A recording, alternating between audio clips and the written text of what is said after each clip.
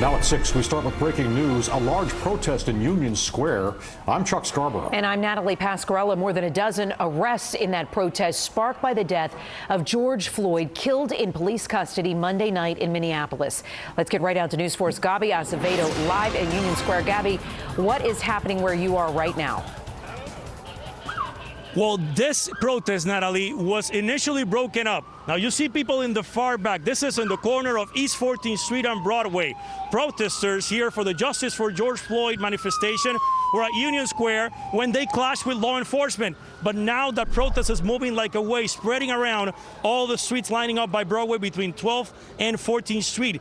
People initially lining up face-to-face with NYPD officers when a tense situation arose. A scuffle broke out, some pushing and shoving, punches were thrown, and police gave chase to protesters, as I mentioned before, towards East 14th and East 13th Street at the corner of Broadway. So far, we can count at least 20 people arrested. One of those arrested was a female wielding a knife. You're looking live tonight at 3 of the protests that are underway right now in Minneapolis. Thanks for joining us at 11. Good evening. I'm Stephen Holt. And I'm Natalie Pasquarella. If you look close, you can see some of the smoke left over there. Just in the past few hours, we've seen fires, vandalism, and violence, both in the Twin Cities and here at home.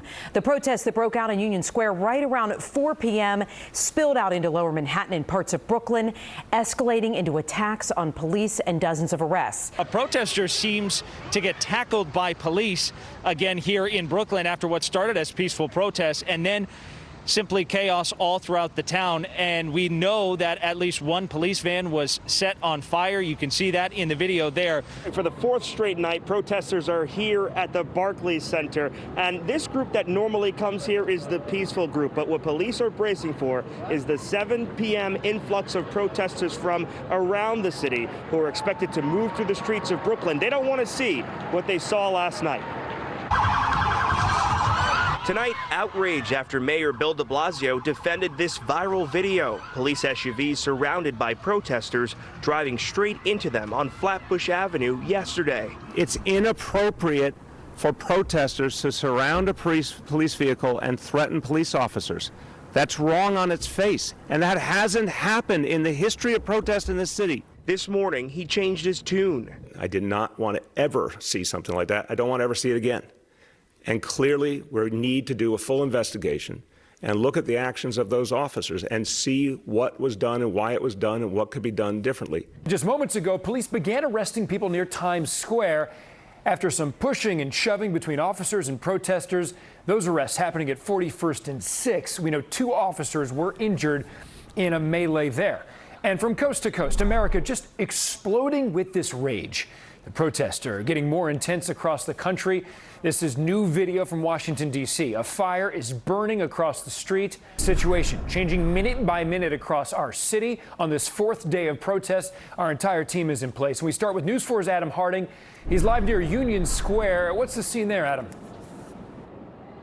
Adam, it just erupted in the last 2 minutes. Right as we were going on the air, we saw people sprinting down here. We're right at the intersection of Broadway and West 41st.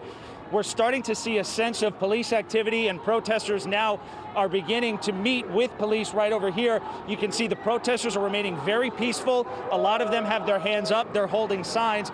We caught up with this group, I'd say maybe 45 minutes to an hour ago. We've been walking with them now for that entire time. An hour and a half ago, we saw police and protesters here together, kneeling in the middle of the street here. But then, minutes after that happened, we saw people throwing glass at the cops. They moved in. We actually had to go run for ourselves because a piece of glass, a bottle, was launched in our direction about a foot away from where we are. Just to set the scene for you, you've got officers who are lined up here because so many of those protesters were launching projectiles at them. And then on this side here, what you can see is that there are protesters in the middle of the street. This is such a tense scene out here because, as I said, about an hour ago, the protesters and police had come together. You can see the crush of protesters and police across the street there. They are facing off and squaring off. We've seen so many people launching bottles into that crowd, and those bottles don't have names on them. They're going at anybody who's there. Live pictures from Chopper 4 of what appears to be the biggest group we're seeing tonight. This is in Bed-Stuy, Brooklyn. Folks standing in the street there at Nostrand and Fulton gathered here holding signs and flags and kneeling at times. So far, things have remained peaceful. You have talked about it being peaceful. So far it has. You can see behind me thousands and thousands of people. We actually got here a couple of hours ago, and this crowd has grown exponentially since then. It started out at Fulton and Nostrand, about a block from where I'm standing. The protesters walked around the block, and then they came back here to New York Avenue and Fulton, where they are now gathered. We've been listening to people on the loudspeaker talking about Black Lives Matter. They've been chanting, "No more black blood in the streets." And again, just a short time ago, there was this collective kneeling. All of the people that used to be behind me kneeling down together. This group started in Times Square and made their way downtown. News 4's Chris Glorioso has been walking with the crowds all the way to Greenwich Village and to Washington Square Park. Chris, describe what you're seeing there. Well, this appears to be after about a 2-hour march through Manhattan, as you say, from Times Square south. This appears to be a landing spot for this protest, with really hundreds and hundreds of people out here trying to continue to beat the drum that they want the world to know that they are out against police violence. And the protest at this point has been largely peaceful. We've seen police officers allow them to snake their way through the city to block traffic, and no real skirmishes. I think there's one report of a splinter group coming off of the protest and having some sort of scuffle with police. But for the most part, you continue to hear this message. And again, you can see how densely packed it is out here. Everyone out here is aware that we are in the middle of the coronavirus crisis, but they continue to tell us they believe this is a message that cannot wait until after the public health risks are gone. Yo, free vote! Free vote! Breaking now at 11, peaceful protests marred by acts of violence. Stores ransacked, fires set as police struggle to gain control of the chaos on New York City streets. And we are just about seconds away from the city's 11 o'clock curfew taking effect. But as you can see, the damage is already done. Pictures from Chopper 4 showing the police response in Midtown. Live pictures, 34th Street and 7th Avenue, NYPD surrounding Macy's, where moments ago looters reportedly tried to set fires inside the store. We want to get straight out to News 4's Chris Glorioso, kicking off our team coverage tonight live in Midtown. Tell us what you've been seeing tonight, Chris.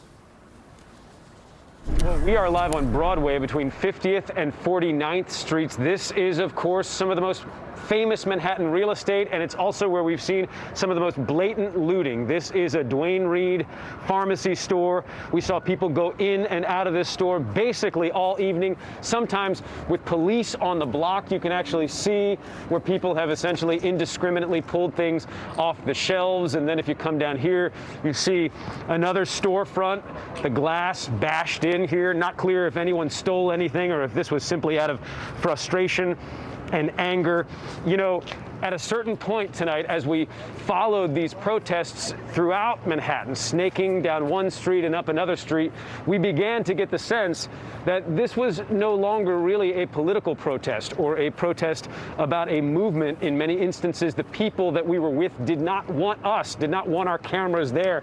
In one case, we actually saw people carrying suitcases with them, which suggested to us that they were here to steal. You can see in this case, they've scrawled pig blood on this CVS drugstore window. And then if you come down here, you're going to see on this very same block, once again, this store was looted. You can still hear the alarms. You know, this was really a case, I think, where police simply could not be everywhere at once. One of the most extreme examples of looting is at a Best Buy in Midtown. I want you to take a listen and a look at what happened there. Free vote! Free vote! This is, of course, video of people stealing phones, stealing electronics, grabbing really anything they can, and even stores that were boarded up. They were not necessarily safe. I also want to show you video of a luxury watch store where people actually ripped plywood off themselves and then went inside. Take a look.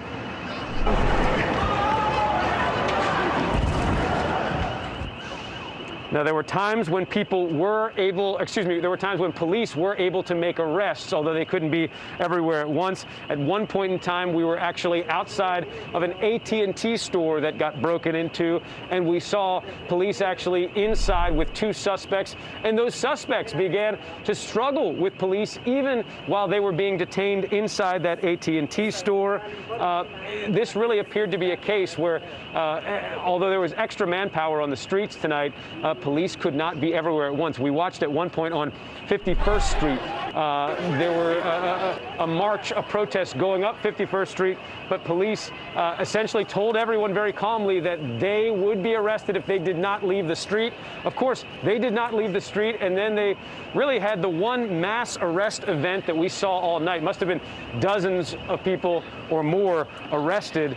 At one point tonight, I was able to talk to someone who went into that Best Buy that was looted, and I asked him the simple question, why is it that you went inside? Listen to what he had to say. What did you see people taking inside that Best Buy? Everything, hoverboards, Xboxes, headphones, TV mouses, phones, anything you could say. Does that have anything to do with protesting George Floyd's death? No, it doesn't. Why were people doing it? Because, people are angry, and people think that because since everybody's going crazy, we could do that. Now, I want to underscore that for most of the day, we were traveling with protesters who had a political message, a social message, a message about police violence, and many of them are very distraught tonight to see scenes like this muddy the waters with regard to that message. We even saw members of the NYPD in solidarity with those folks out there who were saying that what happened in Minnesota should have never happened, and they went through a laundry list of other grievances. But again, as the dark came down upon this city, things really took a turn. We could really feel that as we were marching through the streets with what was left over from that protest. And as you can see, even right now, we continue to hear police sirens throughout this part of Manhattan, and I'm sure it's happening throughout the city right now. A very depressing night for New Yorkers. For now, reporting live, Chris Glorioso, News 4, New York. This has been the scene pretty much throughout the night. Again, we started at Barclays Center, went up towards Prospect Park, we turned onto Eastern Parkway, then onto Utica Avenue. Police are basically guiding these protesters, making sure they were carrying out their mission to have their voices heard peacefully. And we have to tell you, we didn't see anything really that was too scary. I did see 2 people throw bottles, and I got to tell you, protesters told them, stop doing that. That's not what this protest is about. What this protest is about is a peaceful protest, sir, which is, do you want to say anything? Every time someone throws something, there's 10 times as many people saying, don't do that. Don't. Exactly, that's what I was just telling them I witnessed. They actually chased the people that did that away from the protest scene. This was around Grand Army Plaza. So again, the story here in Brooklyn as we head towards the Barclays Center is a peaceful protest. This was the video that greatly concerned the mayor. To pull a gun in the middle of a crowd, knowing that there are peaceful protesters in that crowd, that is unacceptable, that is dangerous. But moments earlier, this. A police lieutenant attacked, a brick hurled to the back of his head. This full video was not seen before the mayor spoke. Amid the chaos, the suspect disappears into the crowd, and the officer is then seen pulling out his weapon and pointing it in several directions. In the Bronx, business owners spent much of the day assessing the damage there and cleaning up after strings of stores were looted. And tonight, we have some exclusive video from inside one of the businesses as it was being ransacked. It hurts. I get emotional because we put hard work to make a difference in the community. They destroyed us. We were inside the store this afternoon when Mayor de Blasio arrived for a surprise visit. It's hard, let me tell you. I know.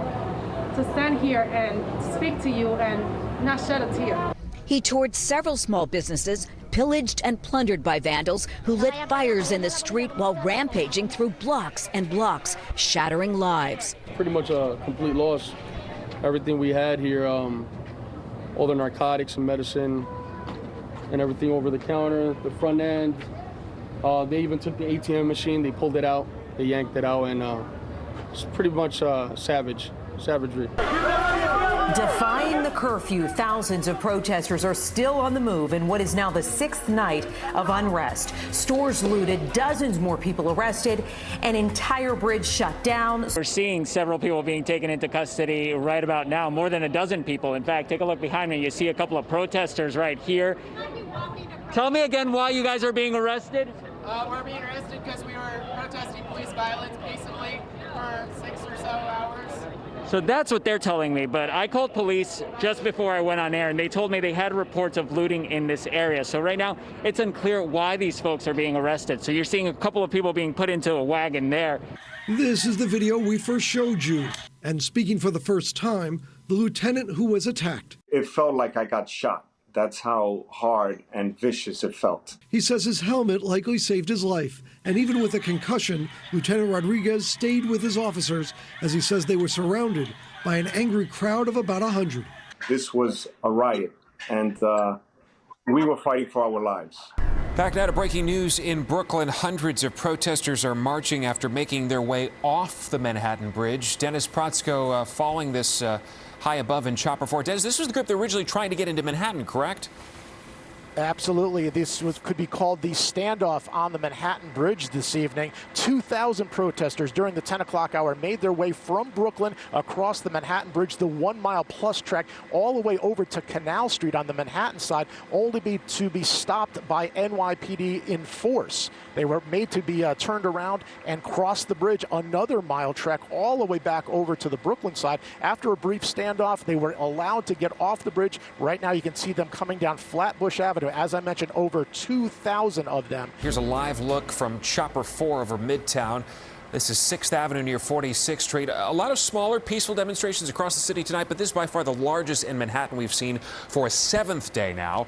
Right around 4 o'clock, we could hear these protesters cheering. That's when word came down that murder charges had been upgraded against the Minneapolis police officer seen kneeling on George Floyd's neck. We are just crossing West 49th Street at 6th Avenue, so just outside Rockefeller Plaza. And just a moment ago, this group of hundreds of protesters actually did what they've been doing periodically through this march. They took a knee and they called for justice for George Floyd. As you said, there was a positive reaction when they heard about the upgraded charges and the new charges against those Minneapolis police officers. This has been a very orderly, peaceful protest. In fact, once every 15 minutes or so, a protester pulls me aside and he simply says, listen, I want you to tell the viewers to make sure that they distinguish between the images that they're seeing now, the vast majority of folks protesting peacefully, exercising their First Amendment right, and that minority that we have seen in the evenings that have been conducting criminal acts. They want to make sure that what people see stays on the message about racial injustice, stays on the message about police violence. Go on home, George. Get your rest, George. You changed the world, George. Now at 11, mourning a man whose death reignited a nationwide movement.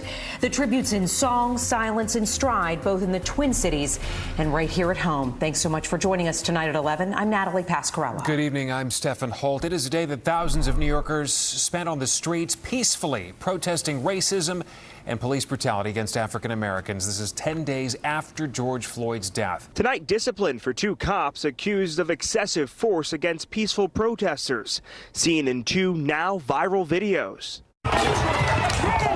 This video from last Friday shows the moment protester Danya Zaire was shoved by Officer Vincent D'Andrea of the 7-3 precinct. She says he asked her to step out of the way. She did, but asked why. Why? And this happened. Police Commissioner Dermot Shea announcing Officer D'Andrea has been suspended without pay. And because of that, the supervisor is being disciplined as well, transferred from his precinct. Although I'm happy to see that this officer is no longer on the streets and he's no longer capable of doing what he did to me to other people, I am nowhere near done with this situation. He needs to be fired. He needs to be charged with assault.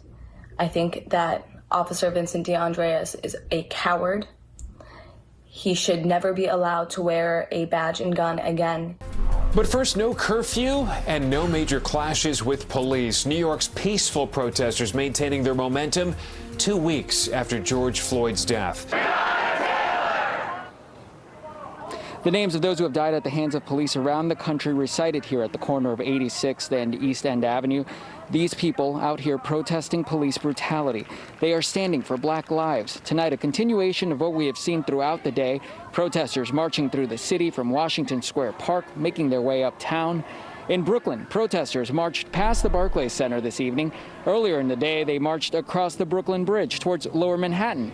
People I spoke with tonight say they can sense these protests will lead to change. Right now, you can look around, you can see diversity in the crowd.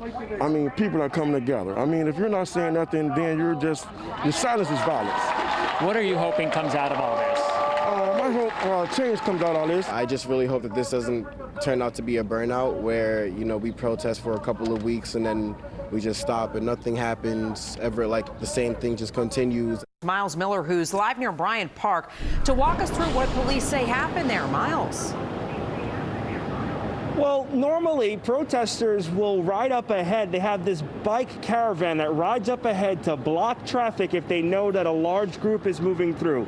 Tonight at around 9:50, we are told that these protesters were approached by a guy in a Dodge Durango. The group had been protesting all night. They had started in Washington Square Park and were marching on 42nd Street when they encountered a driver behind the wheel of that Dodge Durango who they asked to stop. Now, police say the Dodge Durango struck that barrier of protesters with bicycles at 42nd Street and 6th Avenue, dragging a bike. Now take a look at this mangled bike under that car. It was dragged for 2 blocks. You can now see here where the ambulance comes, picking up a person who had an anxiety attack after that incident. Now, EMS took one person to NYU Hospital, but no one was injured when that car ran over that bike. One day after a demonstration ended with a violent clash between 2 groups, another protest spiraled quickly out of control. Let's take a look. Thousands of dollars in damage done to businesses in Lower Manhattan tonight. Vandalism that led to at least 8 arrests. Only News 4's Adam Harding got a hold of video showing the violent attack on one of those stores. He's live tonight outside the business that's now being boarded up there, Adam. Hey, Nat, so it was late tonight that protesters were walking down here on Lafayette Street when a small group of protesters then out of nowhere just went smashing into the windows here at this Starbucks on Lafayette. You can see that crews right now are working to repair a lot of that damage, but take a look at the glass just simply smashed.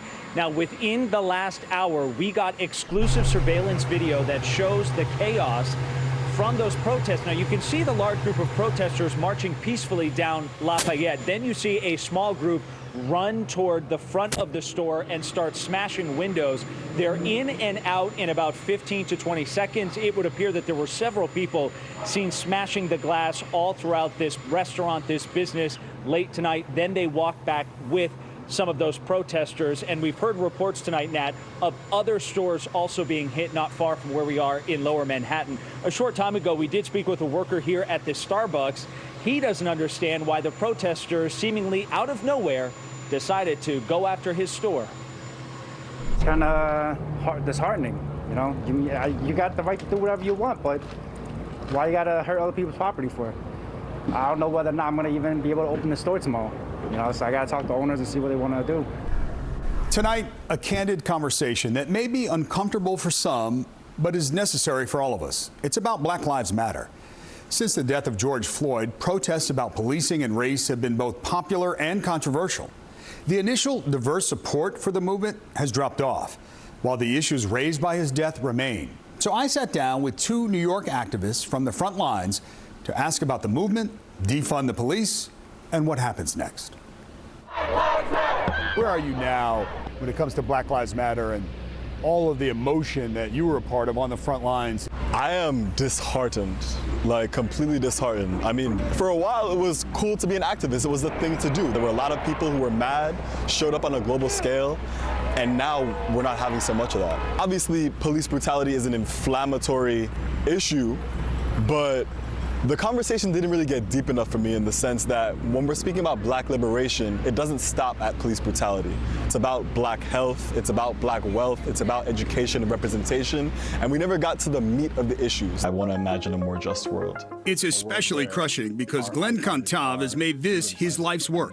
Beyond the streets, he fights for these issues through a nonprofit that raises awareness of oppression through technology. It seems violence conflated the issue. People looked at looting, they looked at fires burning. You're often asked to condemn violence, but give us some context and perspective on that. As little kids, we're taught about the American Revolution and what that meant in terms of a violent means to an end. They get statues. They're considered heroes. But when it's people who are experiencing oppression, when we're making noise and some of us outliers are pursuing other means, the whole movement gets condemned into one box. And it's not as simple as that. So let me pick up by that. Do you think the outliers, as you've defined them, hurt or help the greater cause of Black Lives Matter? I think that the outliers are victims of media portrayal, in a sense that we need a critical mass of people to execute our demands. And because the outliers are being painted as thugs and thieves, it takes away from the movement. Appropriate context needs to be added to this conversation. And as if on cue, it was at this very moment that a founder of the Black Lives Matter movement in New York, Hawk Newsom, joined our conversation. What's good, baby? I think that there is a miscategorization of the Black Lives Matter movement. The term Black Lives Matter can be used synonymously with the term civil rights struggle. When Martin Luther King was marching, there were cities burning throughout the 1960s. So what people are saying is, oh, because there are riots, I can't be a part of it. So what they're saying is, I'm divesting from the new civil rights movement. We know during the debate, the president was asked to denounce the Proud Boys and white supremacists, and his answer was controversial for many. I can see some watching now and says, why doesn't he ask Glenn and Hawk? Do they denounce the looters and those who raided stores and burned things and clashed during the protests? Is that a fair question? And what would your response be? I understand how people could denounce looters. I understand it. I don't do it. Yes, you have some people who are really frustrated who go out and destroy property. But if we flip this around, right? If we flip this around and white people were suffering what we suffer, do you think things would be as peaceful? When you look at folks who didn't want to wear masks and wanted their barbershops open, they took assault rifles and went to the Capitol, and they were encouraged. They were encouraged by the president. Like, we are peaceful people. We weren't running around lynching people, right? We weren't keeping people out of schools. We weren't forcing people to sit in the back of buses. We didn't chain people up and put them in slavery. But somehow we've become dangerous. Well, let me ask you, somewhere along the way it became an us against them when it comes to police. Defund the police became a catch-all phrase. And people lined up saying, well, if I support Black Lives Matter, that must mean I am anti-cop. In your eyes, what does defund the police mean? Neighborhoods with the highest crime rates, highest murder rates, have the highest unemployment rates. Take the money from the police and put it into social programs. If we redistributed that wealth to the people, we wouldn't be looking at this housing crisis. We wouldn't have a healthcare crisis. We wouldn't have an education crisis. Like, the money's there. We just have to switch up how we're spending it. You're a young black man. Are you anti-cop? What's your interaction with police officers been like? Do you see any goodness in cops? Explain it to people who may be hearing you or open to this conversation for the first time. So if I'm looking at Trayvon Martin, if I'm looking at Mike Brown, Ahmaud Arbery, the laundry list of people that could have been me, every time I see a police officer and I know that they're empowered by a system that can get them off scot-free, even if it's caught on tape, my murder is caught on tape, I'm terrified. You are? Legitimately terrified. I understand the need for security and keeping people safe, but I have problems with a system that empowers people to act without accountability. We understand that there's a need for public safety, and we're proposing different ways to police our communities. Do you see a world where critics of the police and supporters of the police can come together and really talk this through? There are white people who have good intentions, but when they're looking at cops, they feel safe. Black people want to feel safe too. We both want the same things, but we don't know how to have a dialogue in this country. People need to listen and understand where we're coming from when we say that we feel unsafe. Because once we get past that, then we can establish systems that work for everybody.